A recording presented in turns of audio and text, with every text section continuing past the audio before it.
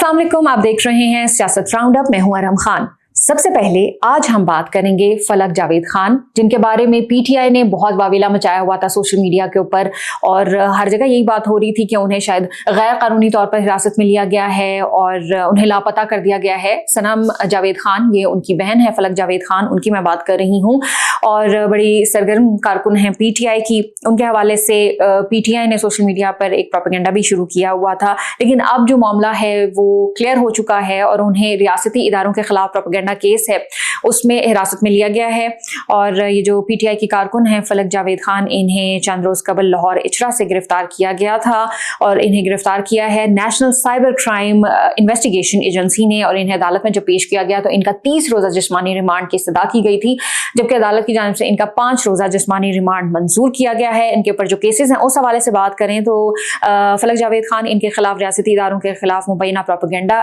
वो एक केस है, और सेकेंड इनके ऊपर एक खातून जो सियासतदान है उनके खिलाफ नाजेबा जबान इस्तेमाल करने के भी इल्जाम है। और जब इन्हें पेश किया गया तो प्रोसिक्यूशन उनकी जानिब से अदालत में बताया गया कि मुलजिमा का जो मोबाइल है वो उन्हें फॉरेंसिक के लिए चाहिए। इसके अलावा ये भी कहा गया कि इस केस में मुलजिमा जो हैं वो इश्तिहारी हैं और उन्हें पकड़ने के लिए, उन्हें गिरफ्तार करने के लिए 36 मुख्तलिफ जगहों पर जो है वो रेड भी किया जा चुका है। तो अब जो मामला है वो क्लियर हो चुका है। बहुत सारी चेमगोइयां भी हो रही थी, बहुत सारी बातें भी हो रही थी, बहुत सारे लोगों ने इसके ऊपर ट्वीट्स भी किए और सोशल मीडिया के ऊपर एक बहुत हलचल मची हुई थी। तो चलें जी, ये तो मामला हो गया, आगे बढ़ते हैं। वज़ीर आला बलूचिस्तान सरफराज बुगटी, उनकी हम बात करते हैं, और उन्होंने एक बहुत अहम प्रेस कॉन्फ्रेंस की है जिसके अंदर उन्होंने ये बताया है कि दहशतगर्दों के खिलाफ जो सख्त ऑपरेशन उसकी ज़रूरत है, ये बहुत ज़रूरी हो चुका है, और रियासत की जो रिट है उसको चैलेंज नहीं होने दिया जाएगा। मज़ीद उन्होंने जो इंटेलिजेंस बेस्ड ऑपरेशन एक दिन कबल हुआ है उसके हवाले से बताया कि जो फोर्सेस हैं उन्होंने दहशतगर्द जहाँ पर छुपे हुए थे जिस घर में, वहाँ तक वो पहुँचे हैं, फायरिंग का तबादला हुआ है वहाँ पर, और 2 दहशतगर्द को हलाक कर दिया गया है, जबकि जो एक दहशतगर्द है उसने सरेंडर किया, और उसके बारे में ये कहा जा रहा है कि वो दालबंदी में असलहा सप्लाई करता था। इसके अलावा वो दहशतगर्दों को भर्ती करने में भी सरगर्म था। वज़ीर आला बलूचिस्तान, उनकी जानिब से ये अब क्लियर कर दिया गया है कि बलूचिस्तान में क़याम अमन के लिए काम कर रहे हैं और किसी को भी कोई रियायत नहीं होगी। जो लोग मासूम शहरियों को कत्ल करने में मुलविस हैं और मासूम शहरियों को टारगेट किया जा रहा है, तो किसी सूरत किसी को भी कोई जो है वो रियायत नहीं मिलेगी। और बलूचों के नाम पर जो स्टेट को डिस्टेबलाइज कर रहे हैं उनको भी कोई छूट नहीं मिलेगी। और उन्होंने साथ ये भी कहा है कि भाई किसने कहा है कि हमने मुज़ाकरात नहीं की, लेकिन वायलेंस जो है वो किसी चीज़ का भी उसकी इजाज़त नहीं हो सकती, वो कोई जवाज़ नहीं है इसका। और जो महरंग बलोच, वो जो लापता अफराद के हवाले से एक प्रोपेगेंडा करती हैं, तो उसके ऊपर भी उन्होंने बात की कि लापता अफराद से मुतालिक महरंग बलोच वो प्रोपेगेंडा कर रही हैं और रियासत के अंदर रियासत जो है वो बनाने की किसी को भी इजाज़त नहीं दी जाएगी। तो ये वाज़ेह पैगाम उन्होंने पहुंचा दिया है उन लोगों को जो मासूम लोगों को टारगेट करते हैं।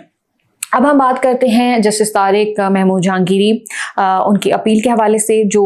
सुप्रीम कोर्ट में अब समाअत के लिए मुकर्रर हो गई है। जस्टिस अमीनुद्दीन खान की सरबराही में 5 रुकनी आईनी बेंच 29 सितंबर को अपील पर समाअत करेगा। जस्टिस तारिक महमूद जहांगीरी, उन्होंने इस्लामाबाद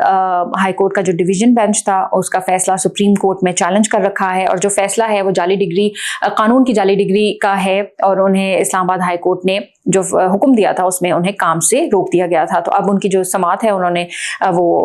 मुकर्रर हो चुकी है,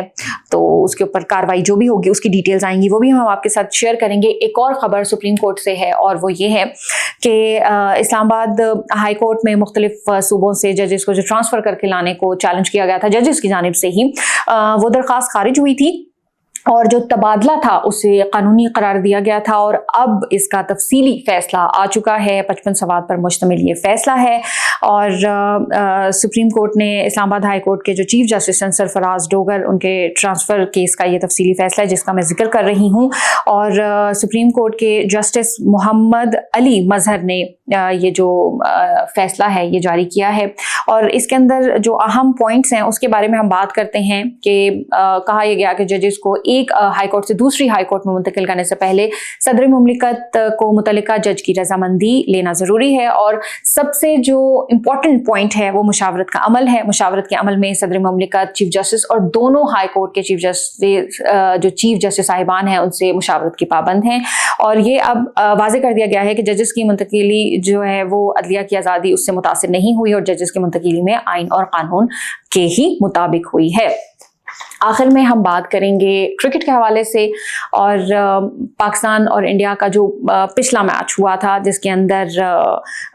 بہت زیادہ اس کو متنازع بنانے کی بھی کوشش کی گئی، انڈیا کی جانب سے پاکستانی پلیئر سے ہاتھ نہیں ملایا گیا۔ دوسرے میچ میں بھی یہی ہوا تھا، اور لیکن پہلے میچ جو پاکستان انڈیا کا ہوا تھا اس حوالے سے ہم بات کر رہے ہیں۔ انڈین کیپٹن جو ہیں سوریا کمار یادو، انہوں نے جو 14 سپتمبر کو میچ ہوا تھا اس میں پریزنٹیشن سرمنی میں متنازع گفتگو کی تھی، پہلگام واقعے کا بھی ذکر کیا تھا، اس کو سیاست سے جوڑنے کی کوشش کی تھی انہوں نے، اور پاکستان کرکٹ بورڈ انہوں نے ICC کو خط لکھا تھا اور کارروائی کا مطالبہ کیا گیا تھا۔ تو اب جو اطلاع ہمیں آئی ہے وہ یہ ہے کہ ICC نے سماعت کی ہے سوریا کمار یادو کو۔ اب یہ کلیئر کر دیا گیا ہے کہ فیوچر میں سیاسی بیان نہ دیا جائے، اور انہیں یہ اب ہدایت کی گئی ہے کہ آئندہ وہ بہت زیادہ محتاط رہیں، اور انڈین پلیئرز کو چاہیے بھی کہ وہ کرکٹ کا جو میدان ہے اس کو کھیل تک ہی محدود رکھیں، نہ کہ وہاں پر سیاست لے کر آئیں، اور جو کرکٹ ہے اس کے جو وزڈم ہے اس کو ایٹ لیسٹ زندہ رکھیں۔ یہ تھا آج کا ہمارا سیاست راؤنڈ اپ۔ اگلے ایپیسوڈ میں آپ سے پھر ملاقات ہوگی، اپنا خیال رکھیے گا۔ پاکستان زندہ باد۔